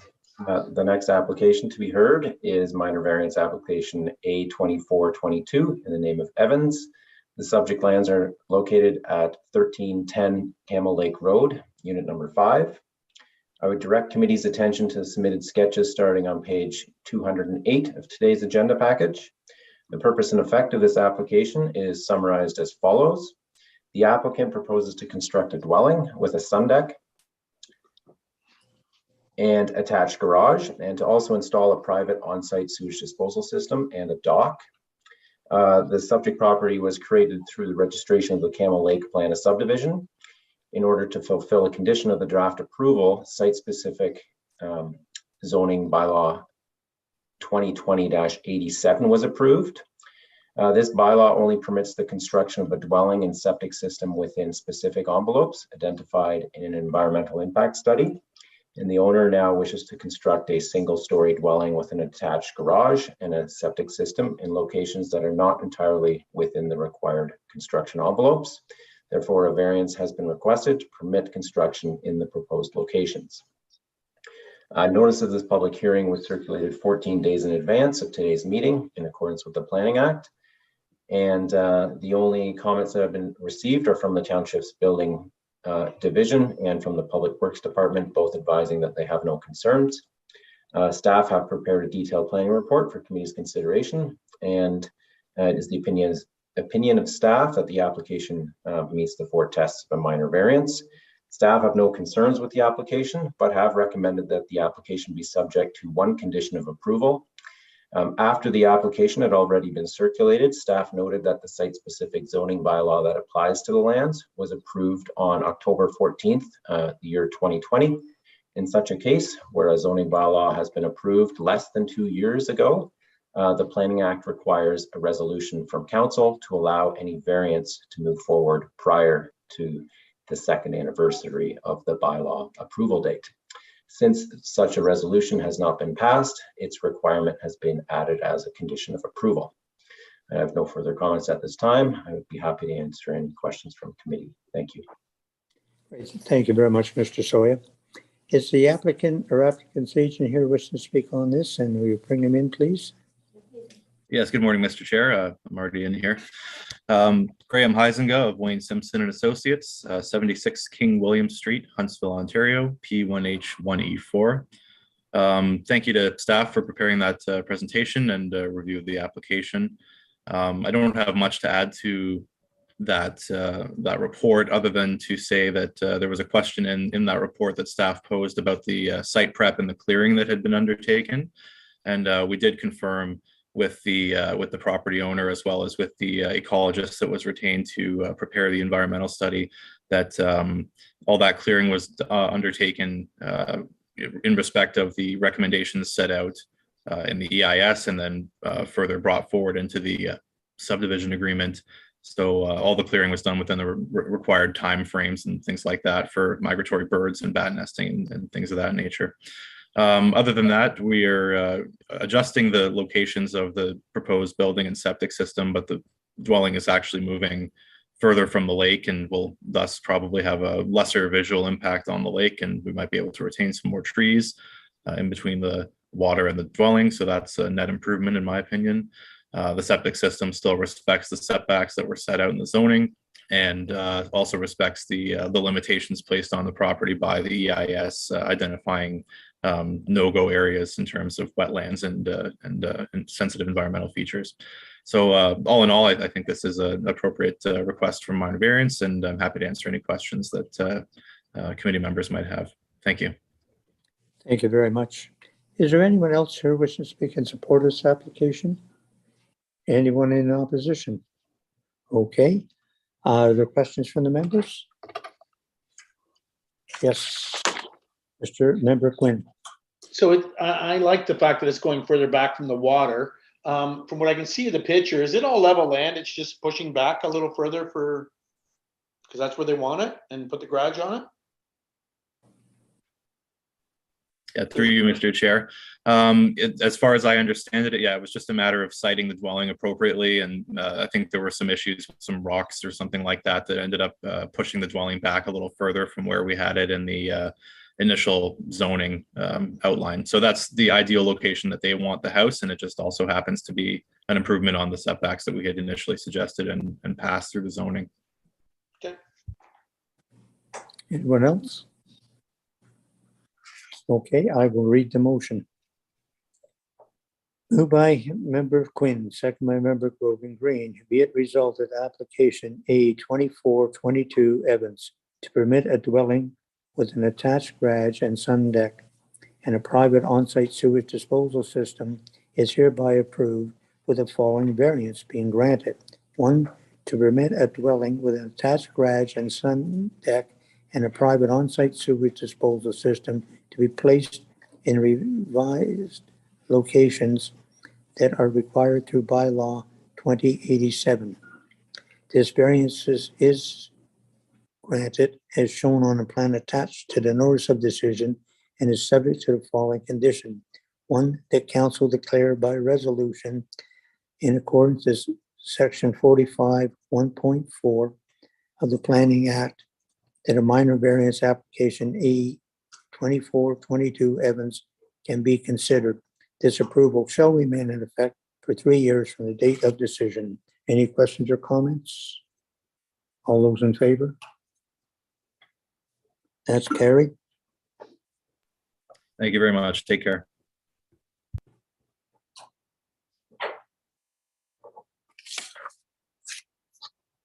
Okay. And the next application is A2522, and that's Ms. Darling. Thank you, Chair Edwards. The next application to be heard is minor variance application A2522 in the name of Verhage, I believe. The subject property is known municipally as 1094 Mortimer's Point Road, unit number 10. I would direct committee's attention to the submitted site plan and drawings on page 222 to 225 of the agenda package. The applicants propose to demolish an existing dwelling with associated sun deck and shed and construct a 2-story dwelling with an associated sun deck and dock. Relief is requested from the existing lot of record requirements of 100 feet for frontage. The minimum lot frontage is under 100 feet, and the variance will permit the enlargement of a dwelling and sun deck on an undersized lot, but will not deem it a building lot. Notice of this public hearing under the Planning Act was circulated 13 days in advance, and 2 submissions have been received to date. Submissions were received by the Township's Public Works Technician, Tim Sopko, and the Township's Chief Building Official, Nick Snyder, and these comments were submitted to committee prior to today's meeting.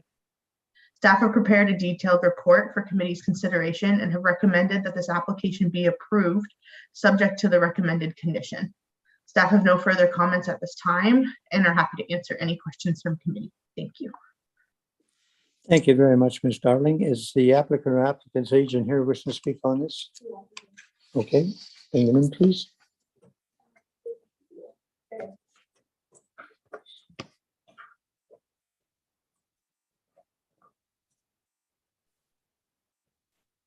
Oh, hi, it's Joe. My agent actually, I don't see him online here, so I was hoping that he was gonna chime in on whatever's required, but that's Paul Donaldson from Muskoka, and he's our agent acting on our behalf, so I don't see him chiming in at this point. So if there's any Okay, questions. can you turn your video on? That would be great if you can. Sure.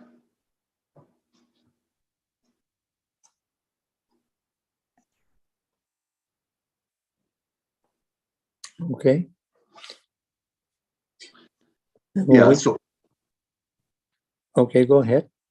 Yeah, so I was hoping that Paul was going to chime in to present any things that needs to be presented with respect to this application, but I don't see him online at this point. So I'm happy to answer any questions and answer them to the best of my ability with respect to this application. But in a nutshell, we're looking for a variance to, we have 97 foot of frontage, but shoreline is 101, and we're basically looking for the minor variance to accommodate that discrepancy. Do we have your name, address, and postal code, please? Sure. Joe Verhage. My home address is 2 Evergreen Lane in Thornton, LOL 2NO. And property address, cottage address is 1094 Unit 10, Mortimer's Point Road, Muskoka. Postal code is POB 1J0. Okay, thank you. And I see Mr. Donaldson has joined us. So good morning, Mr. Donaldson. You can speak now. You're the agent. Good morning. Thank you. I helped the Verhages purchase this property 3 years ago, and thought it was 100 foot of frontage, and as it turns out, it's only 97 feet straight line. So it's just very minor. Where the existing building is 28 feet back from shore, and we're pushing it substantially back from the shore. And we'd like to, Joe and Rebecca would like to use it as a year-round home, and we're hoping to get started in September. So we're hoping that we can work with Kristen getting the site plan ready before even maybe the 21 days is up, just so we're prepared, and whatever the township planning department would like us to do as far as any tree planting and stuff, we're glad to do it. There's no reason to remove any trees other than a few trees in the back of the cottage where the new cottage is going to be built. And so yeah, we're just prepared to plant and do whatever the planning staff would like us to do. So that's about it. Thank you. Okay, thank you very much. Is there anyone else wishing to speak in support? Anyone in opposition? No? Are there questions? Sorry. Oh, Paul, I'm going to have to ask your address. We may not have it on record here. Oh, I'm sorry. My mailing address is, I'll give you Muskoka Lumber, 3687 Highway 118 West, Port Carling, Ontario, P0B1J0. Thank you very much. You're welcome. And there are no questions, so I will read the resolution. Moved by Member Brogan Green, second by Member Quinn. Be it resolved that application A2522 Verhage to permit the enlarged dwelling and sun deck is hereby approved with the following variance being granted. 1, to permit enlargement of a dwelling and sun deck on an undersized lot. This variance is granted as shown on the plan attached to the Medora subdivision and is subject to the following condition. 1, that a site plan agreement be entered into along with securities for plantings within the front yard area and existing development envelopes. This approval shall remain in effect for 3 years from the date of decision. Any questions or comments? All those in favor? That is carried.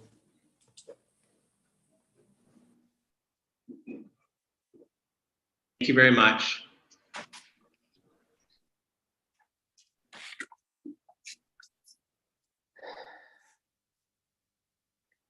And the next application is A 2722 Haney Family Holdings, Inc. And that's Ms. Walker.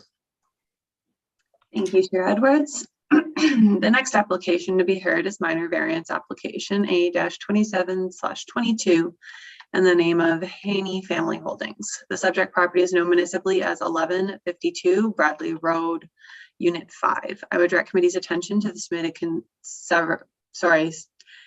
submitted site plan on page 240 of the agenda package. The purpose and effect of the application is summarized as follows. The applicant proposes to construct a one-story boathouse with a partial rooftop sun deck and an associated dock. Relief is requested from the total lot coverage and lot coverage within 200 feet of the high water mark. 10% is permitted and 11% is proposed. The requested variance is therefore 1%.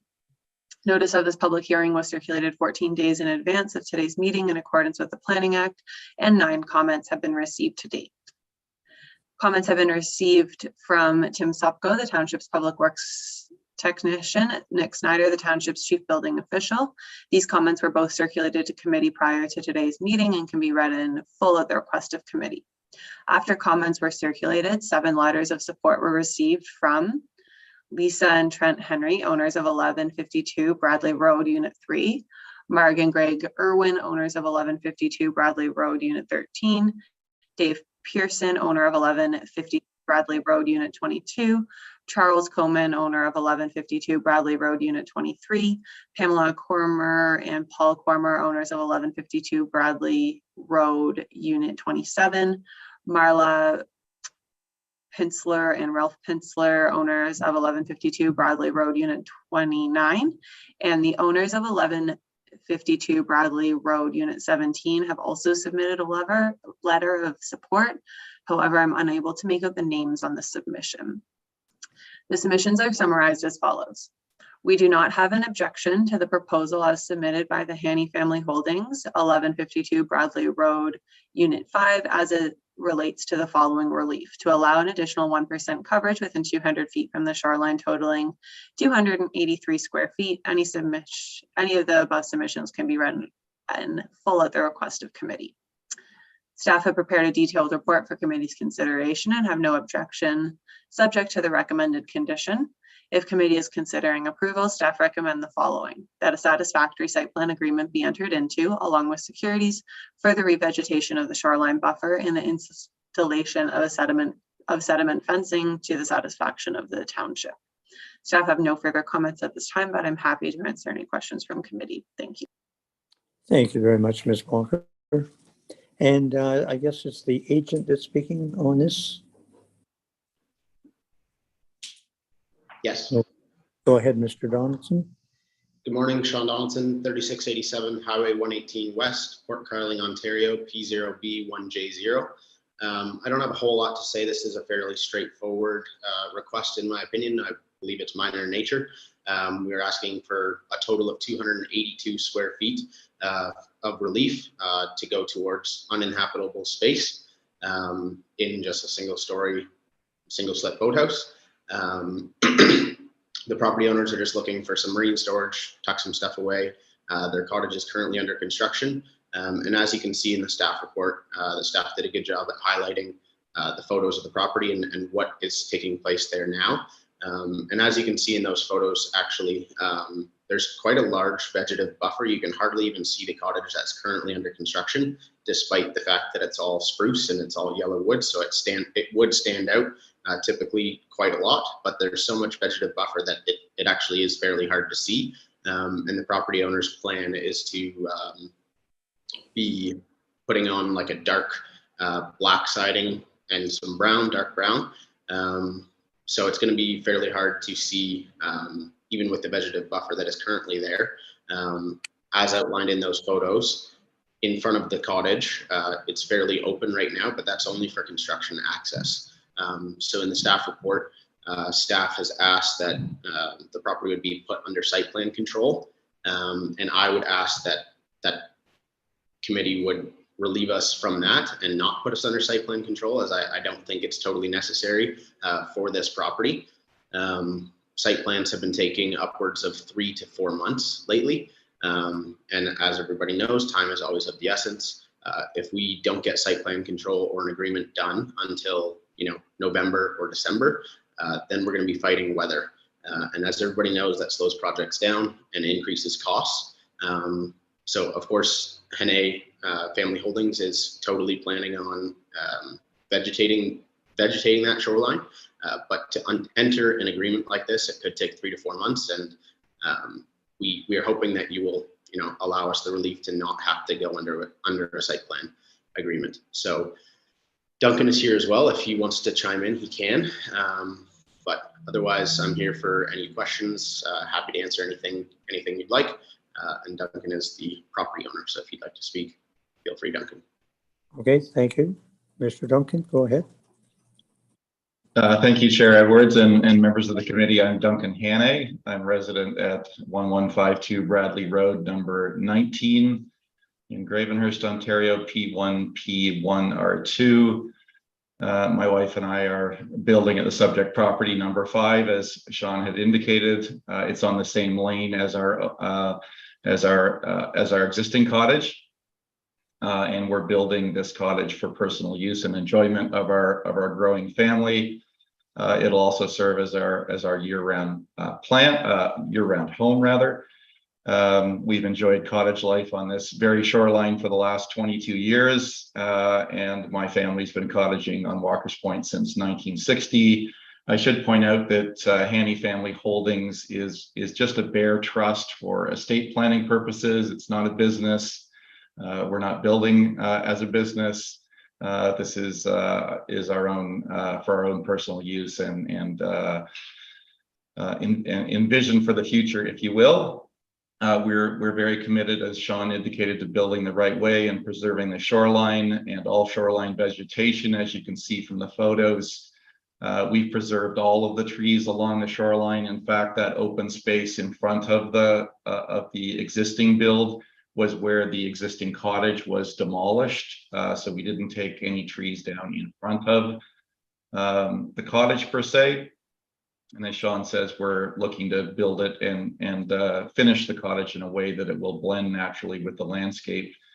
I will also add that at our existing property at 1152 Bradley Road, number 19, we've planted over 100 trees since we've been resident there. So we're quite committed to the area and maintaining the natural vegetation and look and feel both from the lake as well as frankly from any aspect of the property. So appreciate your consideration on the site plan agreement and happy to take any questions that you may have. All right, thank you very much. Is there anyone else here wishing to speak in support or opposition? Either way, okay. Are there questions from the members? No questions? Yes, Member Quinn. I'm just wondering, I mean, the trees are there, they're a certain size.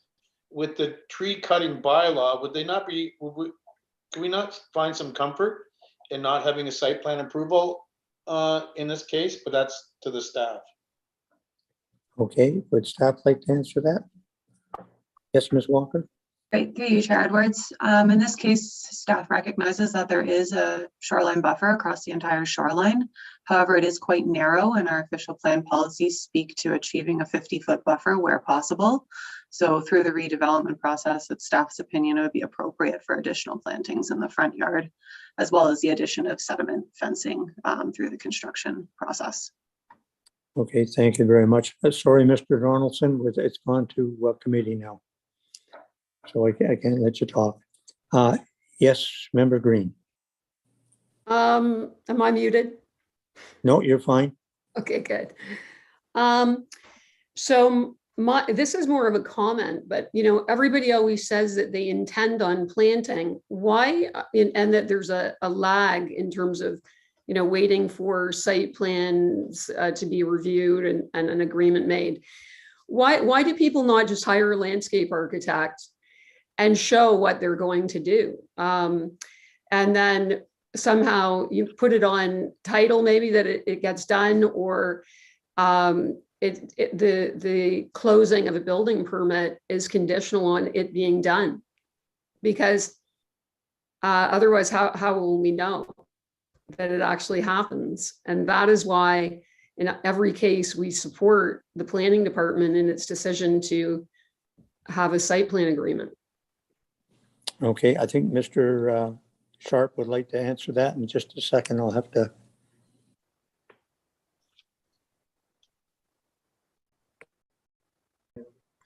Thank you, Chair Edwards, and thank you, committee, and Mr. Donaldson for your comments. I certainly appreciate Mr. Donaldson's comments. If I were to look back where we were this time last year, we've made considerable improvements in our timelines. We have the good fortune of having additional staff and additional planner who's been working very diligently on trying to improve our timelines and our turnarounds on site plan applications. And, it's certainly my goal where a condition is imposed requiring site plan, a site plan agreement as a condition of a minor variance, that turnaround can be, fairly quick, given that we've already essentially reviewed the application. The odd time we run into a situation where we have, a landowner who may have concerns about the extent of plantings that we're requiring as part of the process, or perhaps there's been slight changes to the development proposal. Those types of things can delay. But certainly we are working diligently the best we can with our resources that we have available to us to try to speed things along. Thank you. Okay.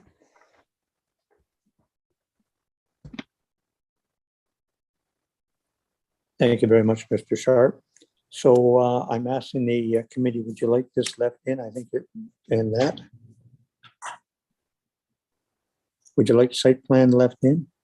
Yes, I would. Okay. Yes. Okay, thank you. I'll read this.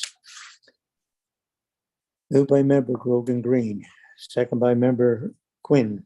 Be it resolved that application A2722 Haney Family Holdings to permit the construction of a one-story boathouse is hereby approved, with the following variances being granted.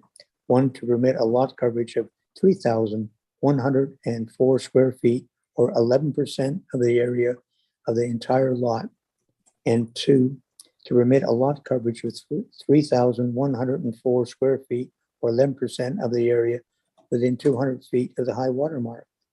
These variants are granted as shown on the plan attached to the notice of decision and are hereby subject to the following condition.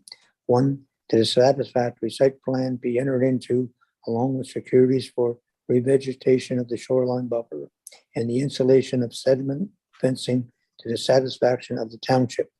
This approval shall remain in effect for 3 years from the date of decision. Any questions or comments? All those in favor? That is carried. Thank you, committee. Thank you.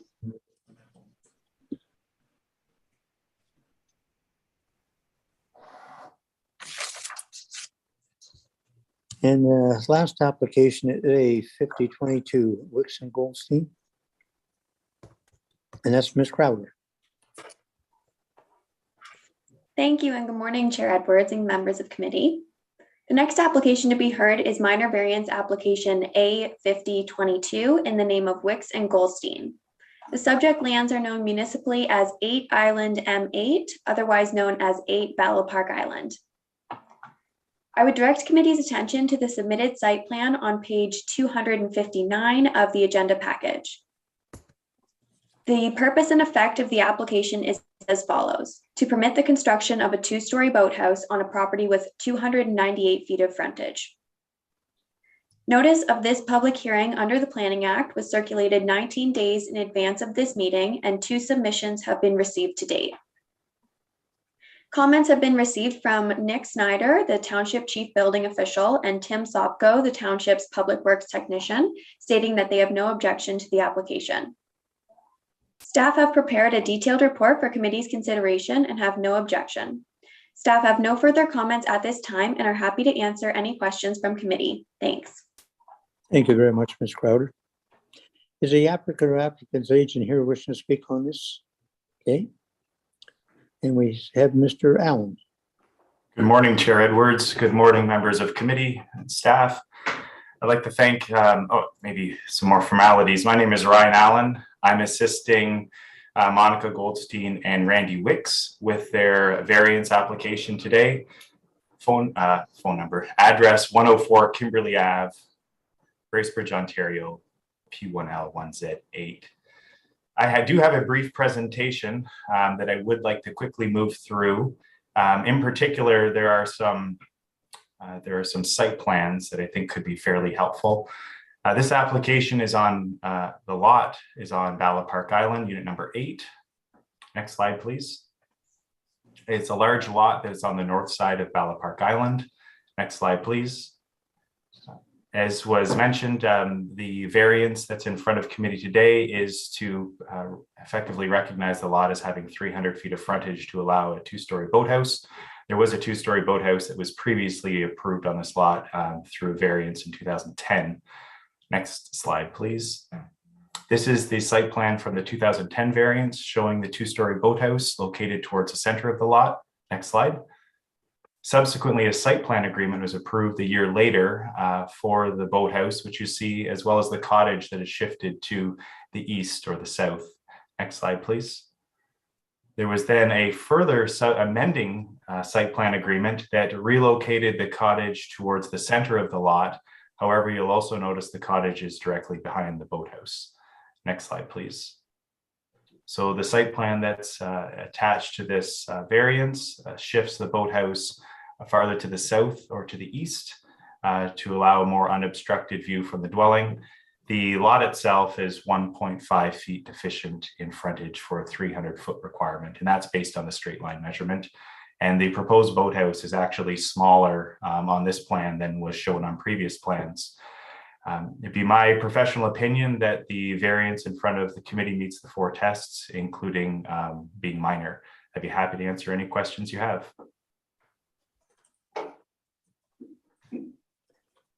Thank you very much. And do we have anyone else wishing to speak in support? I believe the owner's here. We have your name, address, and postal code, please. Monica Goldstein, 1044 North Muldrew Lake Road in Gravenhurst, P1P 1E0. Okay, thank you. And what would you like to, would you like to say anything? Mr. Chair, I'm here to just be available for any questions, and I'm hoping that Ryan can address the technical aspects of any questions. Okay, well, thank you very much. Is there anyone else wishing to speak in support? Anyone in opposition? Do we have questions from the members? Seeing none?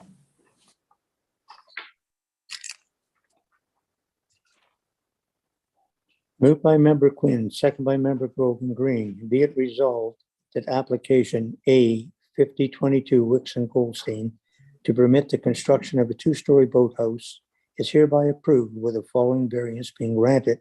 1, to permit a 2-story boathouse on a property with 298 feet of lot frontage in accordance with the provisions of a lot within 300 feet of lot frontage. This variance is granted as shown on the plan attached to the notice of decision. This approval shall remain in effect for 3 years from the date of decision. Any questions or comments? All those in favor? And that is carried.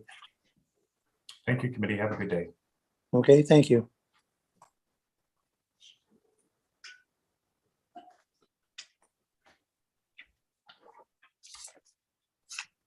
Okay, there's no correspondence, no unfinished business.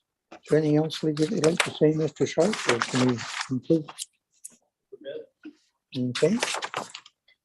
And moved by member Grogan Green, second by member Quinn, be it resolved that the meeting adjourn at 11:10 a.m. All those in favor? Thank you. Have a good day, and we'll see you in August. Okay.